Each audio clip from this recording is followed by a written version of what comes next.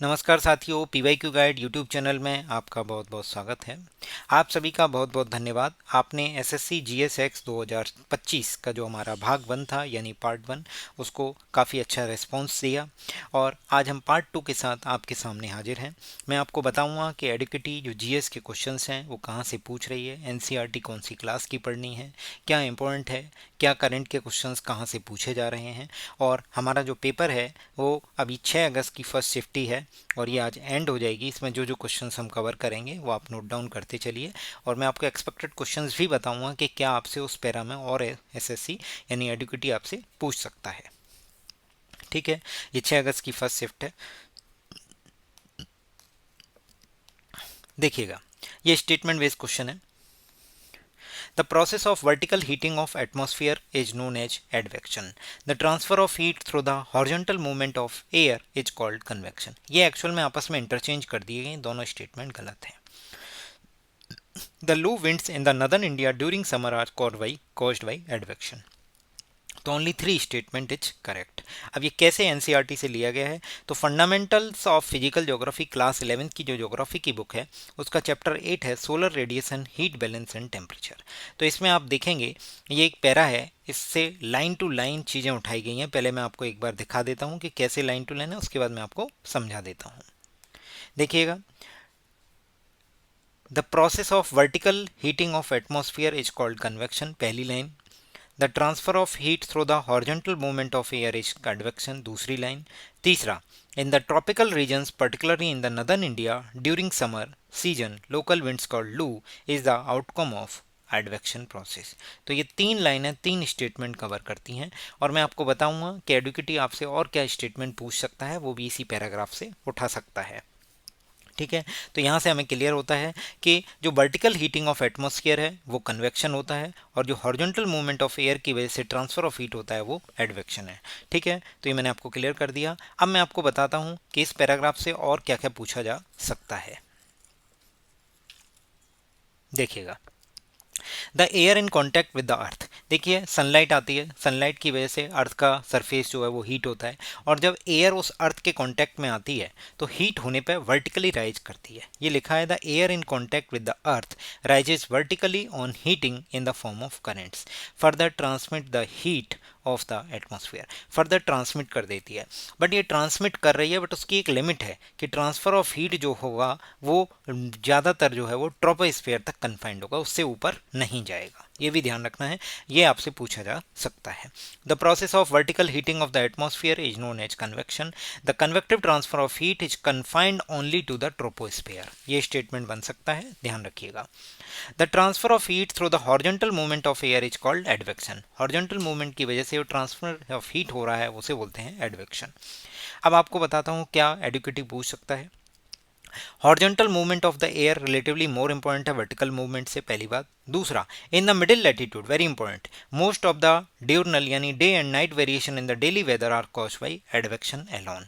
यानी एडवेक्शन ही जिम्मेदार है जो डेली वेदर में वेरिएशन हो रहे हैं, जो डे एंड नाइट में वेदर का वेरिएशन है डेली बेसिस पे, वो एडवेक्शन की वजह से है। ठीक है, ये आपसे स्टेटमेंट में कन्वेक्शन लिख सकता है और स्टेटमेंट गलत हो जाएगा। और लू किसका आउटकम है? लू जो है वो एडवेक्शन का एक प्रोसेस का आउटकम है। और इवन आपने देखा होगा एसएससी ने पिछले कई सालों में इस पर भी क्वेश्चन पूछा है कि नदर्न इंडिया में जो समर सीजन में लोकल विंड्स फ्लो करती है उसे क्या बोलते हैं, तो उसे बोलते हैं लू। क्लियर है। नेक्स्ट क्वेश्चन फिर से स्टेटमेंट बेस्ड है। अब आप देखेंगे कि कैसे प्रीवियस ईयर क्वेश्चन से ही उठा उठा के क्वेश्चंस को स्टेटमेंट में कन्वर्ट कर दिया गया है। जैसे Madhabi Puri Buch became the first women to the head of SBI in March 2022। ठीक है, Tuhin Kanta Pandey has been appointed as the new SBI chief for the 3 years from 28 February 2025। Saudi Arabia has awarded prime minister Narendra Modi the order of Mubarak Al Kabeer. ठीक है, अब ये तीनों statement में जो है केवल फर्स्ट और सेकंड स्टेटमेंट ही सही है, थर्ड स्टेटमेंट गलत है। क्यों? क्योंकि ये मुबारक अल कबीर नाम का जो ऑर्डर मतलब जो अवार्ड है प्राइम मिनिस्टर मोदी जी को ही दिया गया है, ये कुवैत का है, सऊदी अरबिया का नहीं है। अब मैं आपको बताऊंगा, ये करंट अफेयर के क्वेश्चंस हैं। देखिएगा, अब एमटीएस 2021 में ऑलरेडी इस चीज़ को पूछा जा चुका है कि first women chairperson of the Security Exchange Board of India SEBI in 2022 कौन है? माधवी पुरी बुच। ठीक है। अगला देखिएगा, who became the first ever women chief of SEBI security and exchange Board of India. तो करेक्ट आंसर माधवीपुरी बुच। ये कब पूछा गया? एसएससी जीडी 2022 में, ये पूछा गया एसएससी एमटीएस 2021 में। अब आप कहेंगे कि प्रीवियस ईयर से ही क्वेश्चन उठ के आया है। अब अगला देखेंगे तुहिन कांत पांडे का। ये क्या है? अभी जो रेलवे ने एग्जाम लिए थे 16 जून 25 को एग्जाम हुआ है, उसमें ऑलरेडी इस क्वेश्चन पूछा है, who has became the 11th chairman of SEBI in February 2025। तो तुहिन कांत पांडे, ये सेबी की जो ऑफिशियल वेबसाइट है उस पर भी मेंशन है कि Tuhin Kanta Pandey take charge as the chairman of SEBI 1 March 2025, यानी फरवरी 2025, 28 फरवरी 2025 से 3 साल के लिए नियुक्त हुए हैं। ठीक है। अब मैं आपको बताता हूँ कि ये जो ऑर्डर जो है अल मुबारक कबीर वाला, ये जो प्रेस इन्फॉर्मेशन ब्यूरो, कई लोग पीआईबी की फुल फॉर्म पूछ रहे हैं, पीआईबी क्या है? तो प्रेस इन्फॉर्मेशन ब्यूरो, हमारे टेलीग्राम चैनल का लिंक डिस्क्रिप्शन में आपको मिल जाएगा, जहाँ पे मैं आपको एनसीईआरटी कैसे डाउनलोड करनी है वो सब मैं आपको बता दूंगा। ठीक है। और सेकंड चीज़, जो पीआईबी के लिए बोल रहे हैं उसकी लिंक भी मैं आपको शेयर कर दूंगा कि आपको पीआईबी कहाँ से पढ़नी है, क्या उसका ऑथेंटिक सोर्स है। ठीक है। परेशान मत होइए, मैं सभी के कमेंट्स के रिप्लाई नहीं कर पा रहा हूँ, इसे टेलीग्राम पर लिंक शेयर कर दूंगा। और टेलीग्राम पे हमारा फ्री वोकैब का क्विज भी है, वो भी आप जाके ज्वाइन कर सकते हैं। फ्री है वो कम्प्लीटली। आप उसके लिए जो पिंड मैसेज है उसके थ्रू गो थ्रू हुए, आपको सारी लिंक्स अवेलेबल मिल जाएंगी जो एसएससी सीजीएल के प्रीवियस ईयर के वोकैब के क्वेश्चंस हैं। ठीक है। अब देखिएगा, इसमें अजय सेठ जी हैं, डॉक्टर मयंक शर्मा है और मनन कुमार मिश्रा, इनके बारे में भी जान लीजिए। अजय सेठ जी वर्तमान में फाइनेंस सेक्रेटरी हैं, वित्त सचिव हैं, और डॉक्टर मयंक शर्मा जो है रक्षा लेखा महानियंत्रक हैं, यानी controller general of defence accounts. और साथ ही साथ जो श्री मनन कुमार मिश्रा जी हैं, ये अभी बीसीआई के चेयरमैन हैं, यानी bar council of India. Clear है? ये ध्यान रखना है। अब आप देखेंगे 22 दिसंबर 2024 की जो पीआईबी है उसमें बोला गया है, prime minister conferred with the highest national award of Kuwait. ठीक है। यहाँ पे ध्यान रखिएगा, कन्फर्ड विद के साथ जो है वो अवार्ड का नाम लिखा जाता है, और कन्फर्ड अपॉन कर दिया जाएगा तो फिर पर्सन का नाम आ जाएगा। ध्यान रखना है, कन्फर्ड अपॉन के बाद उस पर्सन का नाम लिखा जाएगा जिसको अवार्ड मिल रहा है। जैसे लिखा है, शेख मैसेल अल अहमद अल जवेर अल सवाब, ये जो है कुवैत के अमीर हैं, इन्होंने conferred upon the prime minister Narendra Modi the order of Mubarak Al Kabir, the highest and national award of Kuwait. ठीक है। यहाँ से क्लियर होता है कि पीआईबी कितनी महत्वपूर्ण है। लाइन टू लाइन क्वेश्चंस पूछे जा रहे हैं, वेरी इंपॉर्टेंट है, आपको ध्यान रखना है। ठीक है। तो इसका करेक्ट आंसर क्या हो जाएगा? Statement 1 and 2 both are correct. Statement 3 में सऊदी अरबिया नहीं है, उसका नाम क्या है? कुवैत है। ठीक है। अगला क्वेश्चन पूछा गया था, name the Indian port that is the largest exporter of iron ore. वह भारतीय बंदरगाह कौन सा है जो लौह अयस्क आयरन ओर का सबसे बड़ा निर्यातक है? तो ये मार्मगांव बंदरगाह जो गोवा में है, कर्नाटका, उसमें है। अब इससे रिलेटेड क्या और पूछा जा सकता है और ये कहाँ पर कवर किया है एनसीईआरटी में, वो आपको बता देता हूँ, और इवन प्रीवियस ईयर क्वेश्चन में भी है। तो अगर आप क्लास 10th की ज्योग्राफी जो है, सोशल साइंस की बुक है कंटेम्प्रेरी इंडिया 2, उसमें देखेंगे जो चैप्टर 7 है लाइफलाइंस ऑफ नेशनल इकोनॉमी, उसमें साफ साफ ये लाइन लिखी गई है, मैं पहले वही बता देता हूँ। मोरमगांव पोर्ट यानी Goa is the premier iron ore exporting port of the country. Very important, ये लाइन टू लाइन पहले भी पूछा गया है और अभी फिर से पूछा है। ठीक है। Mumbai is the biggest port with a spacious natural and well sheltered harbor. Jawaharlal Nehru Port was planned to with a view to decongest the Mumbai Port. Mumbai port पे कंजेशन ज़्यादा होता है, इसी के लिए जवाहरलाल नेहरू पोर्ट डिजाइन किया गया था। और मोरमगांव पोर्ट जो गोवा में है is the premier iron ore exporting port of the country है। This port accounts for 50% of India's iron ore export, यानी इंडिया का जितना आयरन और एक्सपोर्ट होता है उसका 50% किससे होता है? मोरमगांव से। ठीक है। तो ये क्या है? आपका premier iron ore exporting port है। कहाँ पे है ये?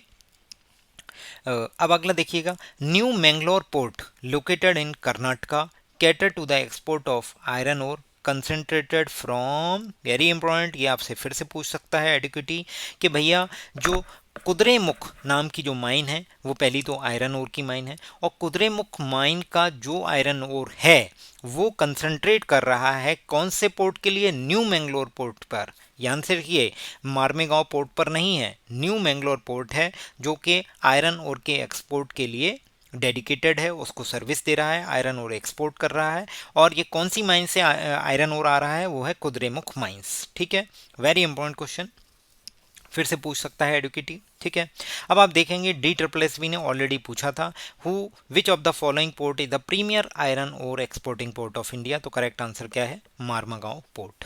नेक्स्ट देखेंगे premier iron ore exporting port of India is situated in, कहाँ पे है, गोवा में है। ये कहाँ, एम टी एस 2021 में पूछा गया है। तो आप देख रहे हैं एनसीईआरटी और प्रीवियस ईयर क्वेश्चन, ये दो ही हैं सोर्स जो ऑथेंटिक हैं, इन्हीं के थ्रू चलना है। और करंट अफेयर से रिलेटेड मैंने दो चीज़ें बताई थी, प्रेस इन्फॉर्मेशन वीडियो के आर्टिकल डेली बेसिस पर रीड कर लीजिए, ओनली रीड करने हैं, कोई भी नोट्स नहीं बनाने हैं, रीडिंग करिए ज़्यादा से ज़्यादा। और दूसरा, एक न्यूज़पेपर आप पढ़ेंगे तो आपकी इंग्लिश भी मजबूत होती जाएगी, इसे द हिंदू को फॉलो कर सकते हैं, उसके आर्टिकल्स पढ़ सकते हैं, उसकी न्यूज़ को नोट डाउन कर सकते हैं, कोई अवार्ड है, कोई अपॉइंटमेंट हुआ है, तो ये सब चीज़ें। ठीक है, under which article can the president declare a national emergency, president किस आर्टिकल के तहत राष्ट्रीय आपातकाल की घोषणा कर सकते हैं, तो आर्टिकल 352 है। ये देखिएगा, रेलवे ने ऑलरेडी 2022 में पूछ चुका है, article 352 of the Indian constitution deals with what, national emergency. अब आप देखेंगे दिल्ली पुलिस ने 2022 में एससीपीओ के एग्जाम में पूछा था already, when was the national emergency declared for the first time under article 352। Question में ही आंसर है, आर्टिकल 352 के अंदर नेशनल इमरजेंसी डिक्लेयर की गई थी, और फर्स्ट टाइम कब की गई थी, तो आपको क्या ध्यान रखना है, 1962 से 1968 के बीच, जब चाइना वॉर हुआ था। Next question, in which year were the major economic reforms introduced in India? This question was repeat many times, बहुत ज़्यादा बार रिपीट किया गया है। इवन इसमें एनसीईआरटी में एक चैप्टर है, देखेंगे इंडियन इकोनॉमिक डेवलपमेंट, जो क्लास 11 की इकोनॉमिक्स की एनसीईआरटी है, उसमें यूनिट 2 ऑलरेडी इसी पर बेस्ड है, इकोनॉमिक रिफॉर्म 1991। अगर इतना भी पढ़ा है तो 1991 आप टिक करके आ जाएंगे। 1991 में एलपीजी रिफॉर्म्स आए थे, लिबरलाइजेशन, प्राइवेटाइजेशन एंड ग्लोबलाइजेशन। ठीक है, अगर रेलवे की बात करें तो रेलवे ने 5 मार्च 2025 को जो एग्जाम हुआ उसमें भी ये पूछा था, in which year India introduce economic reform leading to globalization, तो करेक्ट आंसर था 1991। ठीक है, अब आप बात करते हैं, रेलवे ने 4 मार्च 25 को ही फिर से यही सेम चीज़ क्वेश्चन पूछा था। ये पूछा था 5 मार्च 25 की पहली शिफ्ट में, ये 4 मार्च की दूसरी शिफ्ट में। When were the economic reform introduce in India focusing on liberalisation, privatisation and globalisation, तो करेक्ट आंसर है 1991। कौन से 5 ईयर प्लान्स में इकोनॉमिक रिफॉर्म इंट्रोड्यूस किए गए थे, तो ध्यान रखना है क्या, 8th 5 ईयर प्लान में। 1991 में अगर लास्ट की दो डिजिट देखें 9 और 1, इन दोनों का डिफरेंस क्या होगा, 8, तो इस तरीके से आप याद रख सकते हैं 1991 यानी 8th 5 ईयर प्लान। ठीक है, ये सीजीएल 2023 में पूछा गया है।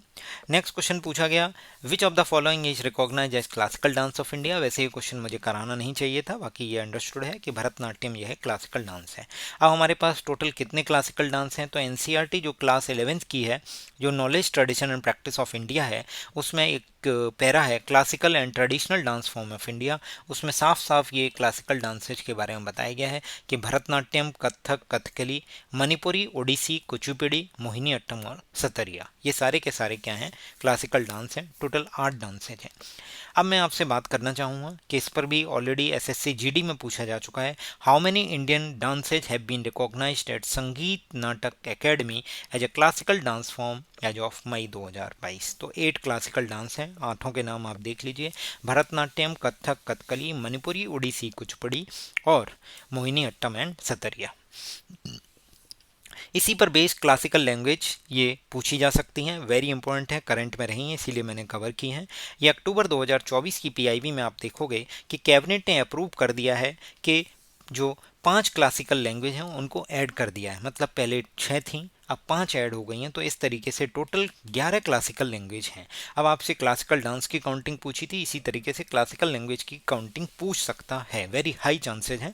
तो टोटल कितनी आएंगी, 11। उसमें है क्या है कि सबसे पहले तमिल, संस्कृत, तेलुगु, कन्नड़, मलयालम, उड़िया, ये पहले से थी। ये इनकी आप ईयर देख सकते हैं, ये 2004 में ऐड हुई थी, ये 2005 में संस्कृत, तेलुगु 2008 में, कन्नड़ उसके बाद हुई थी 2008 में, मलयालम 2013 में, और उड़िया जो है वो 2014 में ऐड हुई थी। मतलब आप देखिए, जब से नरेंद्र मोदी जी सत्ता में आए हैं उसके बाद कोई भी क्लासिकल लैंग्वेज ऐड नहीं हुई थी। अभी 5 क्लासिकल लैंग्वेज ऐड हुई हैं, जैसे मराठी है, पाली है, प्राकृत है, आसमीज है और बंगाली है। तो इस तरीके से वर्तमान में 11 क्लासिकल लैंग्वेजेज हैं। अब अगला क्वेश्चन जनगणना से बेस्ड है कि which union territory has the highest population density as per the census 2011। Same question multiple times repeat हुआ है, तो इसका करेक्ट आंसर क्या है आपका दिल्ली एनसीआर। ठीक है, NCT of Delhi. Which union territory of India है the highest population density as per the census 2011। SSC GD ने 2024 में पूछा है, करेक्ट आंसर है NCT of Delhi. Same question UPSI में भी पूछा गया है 2021 में। क्या 2011 की जनगणना के अनुसार भारत के किस केंद्र शासित प्रदेश का जनसंख्या घनत्व सबसे अधिक है? तो करेक्ट आंसर क्या है दिल्ली। ठीक है, नेक्स्ट क्वेश्चन पूछा गया था which Indian space mission marked the successful launch of 104 satellites in a single mission. कौन सा भारतीय अंतरिक्ष मिशन एकल प्रक्षेपण में 104 उपग्रहों को सफलतापूर्वक लॉन्च करने के लिए जाना जाता है? तो करेक्ट आंसर है PSLV C-37। PSLV की फुल फॉर्म भी पूछ सकता है आपसे। ठीक है, अब देखिएगा ये 15 फरवरी 2017 की न्यूज है। अब आप देखेंगे कि भाई इतना पुराना पूछा है, तो ये इतना पुराना PIV का पूछा है। PSLV C-37 launches 104 satellites in a single flight. ठीक है, एग्जैक्ट यहीं से उठाया गया है। अब आप देख सकते हैं कि इसमें क्या था। सबसे पहले PSLV ने जो 104 सैटेलाइट्स थी उनका टोटल वेट था 1378 kg। और साथ ही साथ आपको ध्यान रखना है ये PSLV C-37 की 39th फ्लाइट थी, मतलब वो 38 सक्सेसफुल लॉन्च कर चुका है। ये लिखा हुआ है 38 कंजिक्यूटिवली सक्सेसफुल मिशन ऑलरेडी हो चुके हैं। अब इसमें ध्यान रखना है कि 103 जो हैं वो तो को पैसेंजर सैटेलाइट थी, और जो आपकी एक सैटेलाइट थी वो थी Cartosat series satellite. Cartosat 2 series satellite थी और 103 पैसेंजर सैटेलाइट थी। अब अगर बात करें कि 103 की बात करें तो 103 में इसरो की नैनो सैटेलाइट थी INS-1 और एक INS-2 थी। ये भी आपको ध्यान रखना है। ये टेक्नोलॉजी डेमोन्स्ट्रेशन जो है सैटेलाइट्स थी। ठीक है, polar satellite launch vehicle PSLV की फुल फॉर्म है। ये सतीश धवन स्पेस सेंटर श्रीहरिकोटा से लॉन्च की गई थी, ये आपको ध्यान रखना है। अगला क्वेश्चन, ड्यूस शब्द किस खेल से संबंधित है? तो deuce table tennis, lawn tennis, badminton, इन तीनों से रिलेटेड है। अब आप देखेंगे इस पर भी SSC ऑलरेडी पूछ चुका है। वीडियो एंड तक देखिए, काफ़ी अच्छी इन्फॉर्मेशन है, आपके काम में आने वाली है। आपके SSC CGL CHSL इवन 2025 में SSC जो भी एग्ज़ाम लेने वाला है उन सब में काफ़ी हेल्पफुल रहेगी। बाकी NCERT में और क्या पढ़ना है, क्या बताना है, उसके लिए भी मैं आपके लिए वीडियो बना दूंगा। ठीक है, in any tennis game if both players win 3 points each in A game, यानी टेबल टेनिस का कोई मैच हो रहा है, उसमें दोनों प्लेयर्स को अगर 3-3 पॉइंट्स मिल जाते हैं तो उसके बाद ड्यूस अप्लाई हो जाता है। इसे बोलते हैं स्कोर 40-40, यानी दोनों प्लेयर्स का 40-40 स्कोर हो गया है तो इस सिचुएशन को बोलेंगे ड्यूस। ड्यूस के बाद क्या होगा, जो भी पॉइंट जो भी जीत जाएगा उसे बोलेंगे एडवांटेज आउट। देखिएगा, deuce is a term associated with lawn tennis कब पूछा गया है? GD 2018 में। CGL 2022 में पूछा गया था in tennis what is the score when the receiver wins the next point after deuce. मतलब दोनों के पास 40-40 पॉइंट्स हो गए हैं, उसके बाद जैसे ही रिसीवर यानी जो विनर है वो जैसे ही नेक्स्ट पॉइंट रिसीव करता है तो इस स्कोर को क्या बोलेंगे? इसको बोलेंगे एडवांटेज आउट, मतलब वो एडवांटेज में है और आउट। वाइट ब्लड सेल का साइंटिफिक नेम पूछा है तो इसको बोलते हैं ल्यूकोसाइट। क्या बोलते हैं? ल्यूकोसाइट। अगर आप क्लास 11th की बायोलॉजी की NCERT देखेंगे उसमें चैप्टर 15 है बॉडी फ्लूइड्स एंड सर्कुलेशन। इस पैरा से कई सारे क्वेश्चंस बनने के चांसेज हैं। मैं इसको एक बार रीडिंग करता हूँ, आपको कई सारे क्वेश्चंस मिलेंगे। सबसे पहले हम देख लेते हैं कि क्वेश्चंस कहाँ से पूछा है। तो देख लीजिए, leukocytes are also known as क्या? WBC। ठीक है, ये कलरलेस होती हैं। क्यों कलरलेस हैं? क्योंकि इनके अंदर हीमोग्लोबिन नहीं होता है। ठीक है, और दूसरी जो रेड ब्लड सेल्स हैं RBC हैं उन्हें बोलते हैं एर्थ्रोसाइट। ये जो पहला ऑप्शन दिया गया है एर्थ्रोसाइट, ये किसका है? आपका RBC का है। और जो ल्यूकोसाइट है वो क्या है? WBC यानी वाइट ब्लड सेल्स। अब इस पैरा से क्वेश्चंस एडुकेटी पूछने के पूरे चांसेज हैं और SSC एग्जाम्स में 2025 में कवर करेगी ही करेगी। वेरी इंपॉर्टेंट है कि ब्लड का जो 45% है नियरली वो कंस्टिट्यूट किससे होता है, वो या आपके आरबीसी यानी एरिथ्रोसाइट्स, ल्यूकोसाइट्स यानी डब्ल्यूबीसी और प्लेटलेट्स, इन तीनों से मिलकर कलेक्टिवली जो एलिमेंट बनता है वो 45% है। ठीक है, अब हम बात करते हैं रेड ब्लड सेल्स की। तो red blood cells most abundant of all the cells in the blood, क्योंकि खून का रंग लाल होता है तो इसमें जो लाल रक्त कणिकाएं हैं आरबीसी हैं वो सबसे ज़्यादा होती हैं। तो वही बोला गया है कि ब्लड में जो सबसे ज़्यादा सेल्स मोस्ट एबंडेंट होती हैं वो कौन सी होती हैं, आरबीसी। एक हेल्दी पर्सन के लिए a healthy adult man has on average 5 millions to 5.5 millions of RBC M Q of blood, यानी ब्लड जो एक हेल्दी पर्सन के पास इतनी आरबीसी होती हैं 5 मिलियन से 5.5 मिलियन। ठीक है, RBCs are formed in the red bone marrow on the adult. RBC कहाँ फॉर्म होती हैं, लाल रुधिर कणिकाओं में, रेड बोन मेरो में। ठीक है, अगला ध्यान से सुनिएगा, RBC are devoid of nucleus. RBC के अंदर न्यूक्लियस नहीं होता है। ठीक है, ये बाइकॉन्केव होती हैं शेप में, ये भी ध्यान रखना है। रेड कलर होती हैं, इनके अंदर आयरन कंटेनिंग एक कॉम्प्लेक्स प्रोटीन होता है जिसे हीमोग्लोबिन बोलते हैं। जो आयरन कंटेनिंग कॉम्प्लेक्स प्रोटीन होता है उसे क्या बोलते हैं, हीमोग्लोबिन। वो इसी आरबीसी के अंडर होता है। ठीक है, और इसकी वजह से ही इसको आरबीसी बोलते हैं, रेड ब्लड सेल्स, क्योंकि ये रेड कलर प्रोड्यूस करती हैं उसको। ध्यान से एक चीज़ और सुनिएगा, एक हेल्दी इंडिविजुअल के अंदर 12 से 16 ग्राम हीमोग्लोबिन होता है in every 100 ml of blood. Blood के एवरी 100 ml में 12 से 16 ग्राम हीमोग्लोबिन होता ही होता है एक हेल्दी इंडिविजुअल के लिए। ये लाइन टू लाइन क्वेश्चंस आएंगे आपके सामने जो भी चीज़ें मैं बता रहा हूँ। ठीक है, these molecules play a significant role in the transportation of respiratory gases.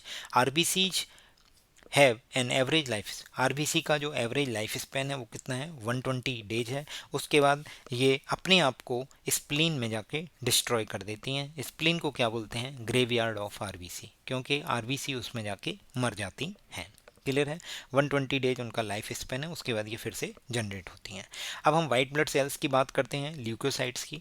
तो ल्यूकोसाइट्स कलरलेस होती हैं क्योंकि इनके अंदर हीमोग्लोबिन नहीं होता है। ठीक है, और मैं बताऊंगा कि इससे भी कई सारे क्वेश्चंस पूछे जाने के चांसेज हैं। ठीक है, देखिए दो मेन तरीके की डब्ल्यूबीसी होती हैं, ग्रेनुलोसाइट और ए ग्रेनुलोसाइट। ठीक है, अब आपको क्या ध्यान रखना है, जो मैं इम्पोर्टेंट है वो बता देता हूँ। अगर बात करें कि जैसे आरबीसी के अंदर न्यूक्लियस नहीं था, ये लिखा था इसमें एक लाइन कि आरबीसी जो है वो डिवॉइड ऑफ न्यूक्लियस है, जबकि इसके अंदर क्या है, ये न्यूक्लिएटेड होती हैं। ठीक है, ये ध्यान रखना है। और 6000 से 8000 आपको ब्लड में ये ऑन एवरेज डब्ल्यूबीसी मिल जाएंगी। ठीक है, ल्यूकोसाइट शॉर्ट लिव्ड होती हैं, ये तो भी 120 दिन जी रही हैं, ये 120 दिन भी नहीं जीती हैं, तो इसीलिए बोल रहे हैं इसे शॉर्ट लिव्ड है। ठीक है, तो ये मैंने आपको बताया है, इससे कई सारे क्वेश्चंस बनने के चांसेस हैं। ठीक है, अगला question, first battle of Tarain में, जो तराइन का प्रथम युद्ध हुआ था उसमें मोहम्मद गौरी को पराजित करने वाला राजपूत कौन था, तो वो कौन था, पृथ्वीराज चौहान। कौन, तो सीजीएल 2021 में ऑलरेडी पूछा जा चुका है, which of the following Rajput ruler defeated Mohammad Ghori in the first battle of Tarain in the 1191 AD. 1191 AD में पृथ्वीराज चौहान ने मोहम्मद गौरी को हराया था फर्स्ट बैटल ऑफ तराइन यानी तराइन के पहले युद्ध में। अगला, who was the founder of Mauryan empire. अब आप देखिएगा ये प्रीवियस ईयर से एग्जैक्ट उठाए गए क्वेश्चन है, आप देख रहे हैं। मौर्यन एम्पायर का फाउंडर कौन है, तो चंद्रगुप्त मौर्य। बताने की ज़रूरत नहीं थी, बट फिर भी मैंने आपको बताया है कि एनसीईआरटी में क्या लाइन टू लाइन पूछा गया है और क्या भविष्य में भी पूछे जा सकते हैं मौर्य डायनेस्टी पे, वो भी मैं कवर करूँगा। ठीक है, तो themes in Indian history part 1 जो क्लास 12 की बुक है उसमें थीम 2 है किंग्स, फार्मर्स एंड टाउन्स। उसमें एन अर्ली एम्पायर 3 पॉइंट है, लिखा गया है क्या, the growth of Magadh culminated in the emergence of Mauryan empire. Mauryan empire के इमरजेंस से मगध की ग्रोथ हुई।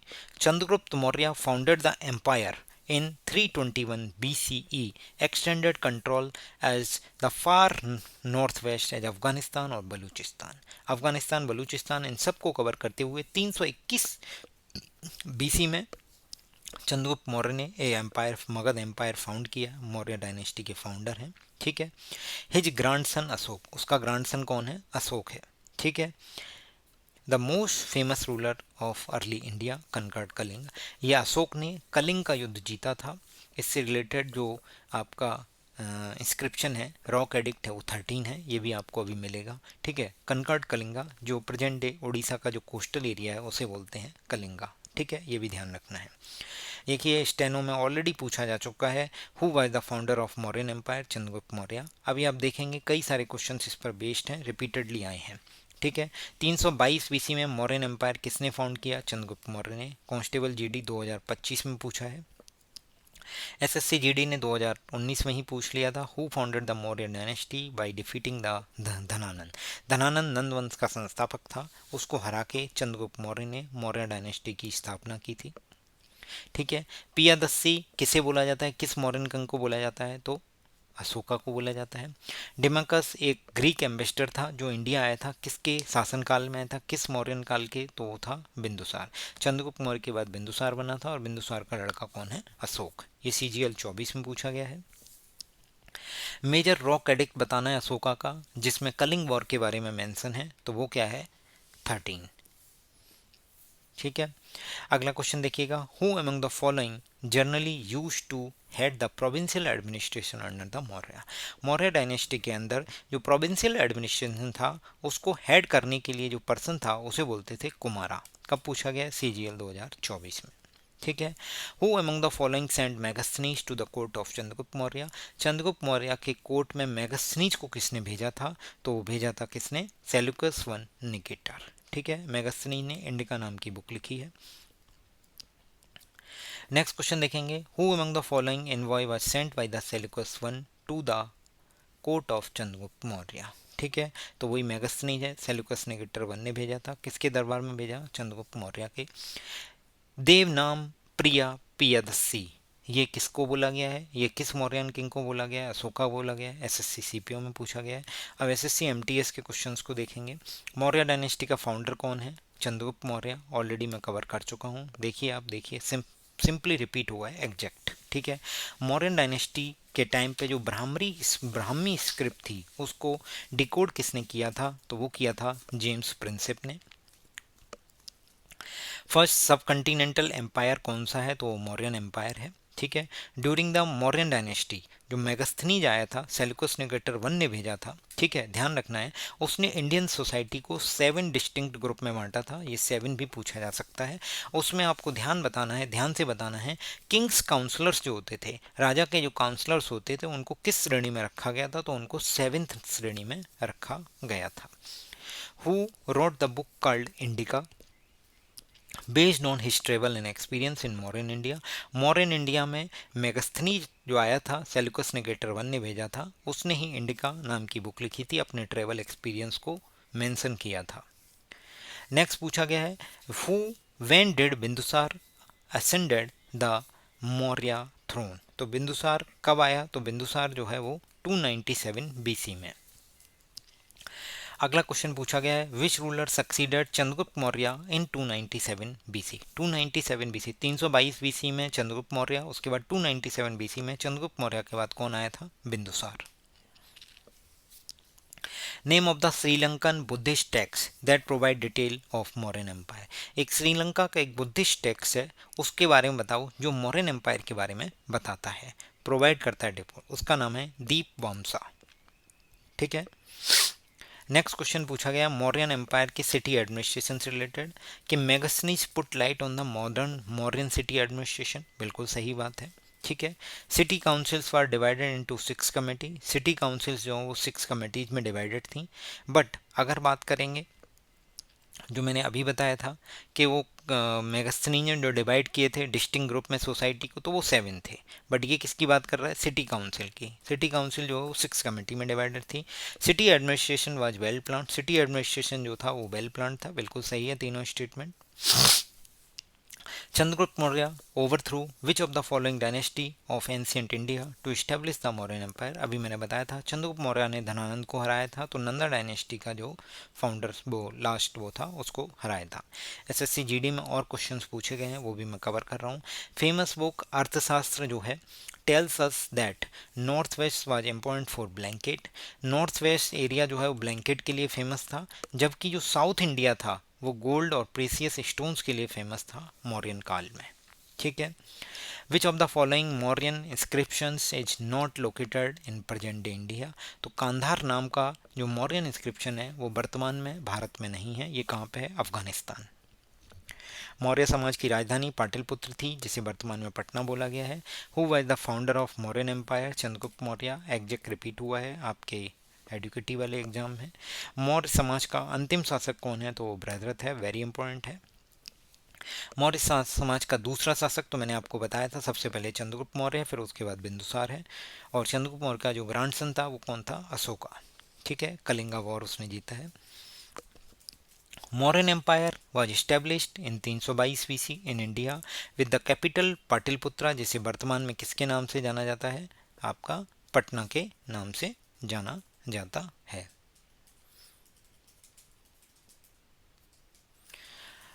आप सभी का बहुत बहुत धन्यवाद।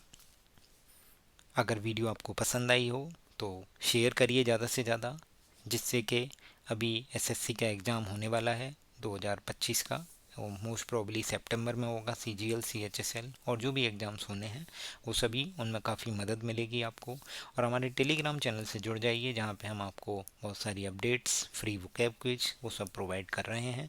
और एनसीईआरटी कैसे डाउनलोड करनी है वो सब मैं आपको लिंक शेयर कर दूँगा। पीआईबी कैसे करनी है वो भी मैं आपको शेयर कर दूँगा। बहुत बहुत धन्यवाद। Thank you so much.